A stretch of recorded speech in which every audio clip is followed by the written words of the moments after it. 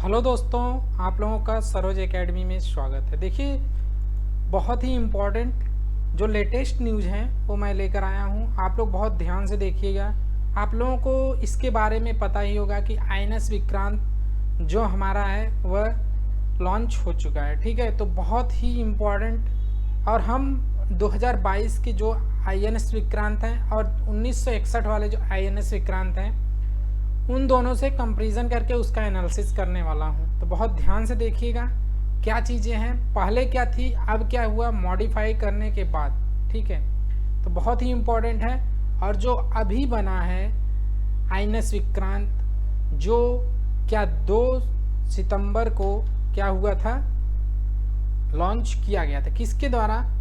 प्रधानमंत्री मोदी के द्वारा। ठीक है, तो कहाँ पे हुआ है, सब चीज़ें पूरी डिटेल्स इस वीडियो में है, तो आप लोग बहुत ध्यान से देखिएगा। देखिए, एक क्या दिख रहा है यहाँ पे दिख रहा है आईएनएस विक्रांत, ये जो 2022 का है। ठीक है, ये 2022 वाला आईएनएस विक्रांत है। ये कब का है? 1961 ईस्वी वाला आईएनएस विक्रांत। ठीक है, तो क्या चीज़ें हैं इसमें देखिए, और इसमें दोनों में बहुत डिफरेंस दिख रहा है होगा आप लोगों को।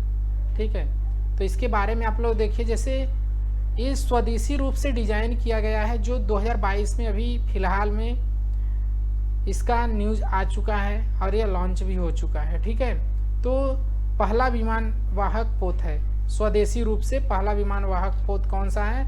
आईएनएस विक्रांत। ठीक है, INS Vikrant blue water navy के रूप में देश की स्थिति को मजबूत करेगा। मतलब क्या है? ब्लू वाटर नेवी के रूप में यह देश की स्थिति को मजबूत करेगा। ठीक है, तो और चीज़ें यहाँ पे देखिए क्या है।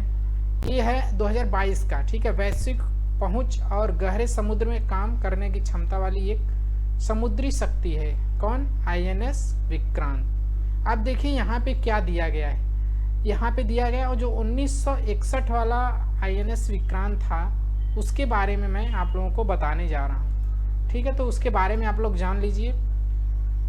इसका नाम पहले क्या था और कहाँ से आया था? यह ब्रिटेन से खरीदा गया था। कौन सा? 1961 वाला आईएनएस विक्रांत। ठीक है, कब? 1957 में, मतलब 1957 में भारत में आया था। तो यहाँ पे HMS हरक्यूलिस नाम के जंगी जहाज, इसका नाम पहले क्या था? HMS Hercules. ठीक है, तो ये भी इम्पोर्टेंट है।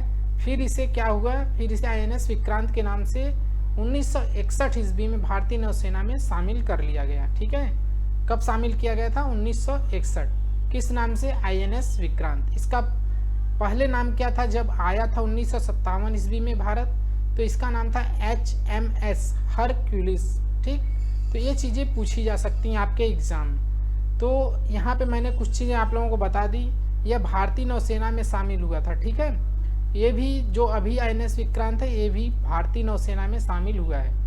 तो देखिए इसके डिटेल्स, जो 2022 का आईएनएस विक्रांत है, इसके कुछ इम्पॉर्टेंट पॉइंट्स हैं। इसकी हिस्ट्री जान लीजिए, क्या क्या चीज़ें हैं इसमें। ठीक है, तो बहुत ही इम्पॉर्टेंट है आप लोगों के लिए, सभी के लिए बहुत इम्पॉर्टेंट है जानना यह न्यूज़। तो आईएनएस विक्रांत की लंबाई कितनी है? आईएनएस विक्रांत की लंबाई कितनी है? 262 मीटर। ठीक है, और चौड़ाई कितनी है इसकी? 62 मीटर, 62 मीटर। ठीक है, भारत में निर्मित यह अब तक का सबसे बड़ा जंगी जहाज है। ठीक है, सबसे बड़ा जंगी जहाज है, भारत में निर्मित है, मतलब स्वदेशी जहाज, जैसा मैंने कि बता दिया। इस पे क्या है देखिए, यहाँ पे क्या चीज़ें, मिग 29 जो है, और हेलीकॉप्टर समेत 30 एयरक्राफ्ट खड़े हो सकते हैं, ऐसा बनाया गया है इसको। ठीक है, देखिए बहुत ही इम्पोर्टेंट है। कितने? 30 एयरक्राफ्ट इस पे खड़े हो सकते हैं। ठीक है, और इसकी युद्धपोत क्षमता कितनी है? 1600 लोगों की। ठीक है, युद्धपोत क्षमता कितनी है? 1600 लोगों की है। ठीक है, देखिए कितना इम्पोर्टेंट है। तो ये सब चीज़ें बहुत इसमें एक पॉइंट बहुत इम्पोर्टेंट है। और देखिए यहाँ पे क्या है, जो नौसेना का ध्वज है क्रॉस ऑफ सेंट जॉर्ज बना था। जैसे पहले क्या था, जो नौसेना का शिप था, जो नौसेना का ध्वज था, तो उस पर क्रॉस ऑफ सेंट जॉर्ज बना हुआ था। अब क्या है, उसे हटा दिया गया है। ठीक है, क्रॉस ऑफ सेंट जॉर्ज पहले बना था, अब क्या है इसके बीच में अशोक चिन्ह था, पहले अशोक चिन्ह भी था बीच में, अब क्या उसे हटा दिया गया है। नए ध्वज नीले रंग के बैकग्राउंड में सुनहरे रंग से अशोक चिन्ह बना हुआ है। ठीक है, नया ध्वज है, नीले रंग का है, उसमें क्या है सुनहरे रंग से अशोक चिन्ह बना हुआ है उसमें भी, जो अब बनाया गया है। ठीक है, तो इसमें क्या है, फिर नीचे उसके नीचे क्या लिखा गया है, सत्यमेव जयते। पहले ये चीजें जैसे ये इम्पोर्टेंट है। ठीक है, तो अशोक चिन्ह छत्रपति शिवाजी महाराज की शाही मुहर पर बनाया गया है। किसके मुहर पर? छत्रपति शिवाजी। ठीक है, तो ये सब चीजें जो मैं बता रहा हूँ, एक एक पॉइंट, ये सब बहुत ही इम्पोर्टेंट है।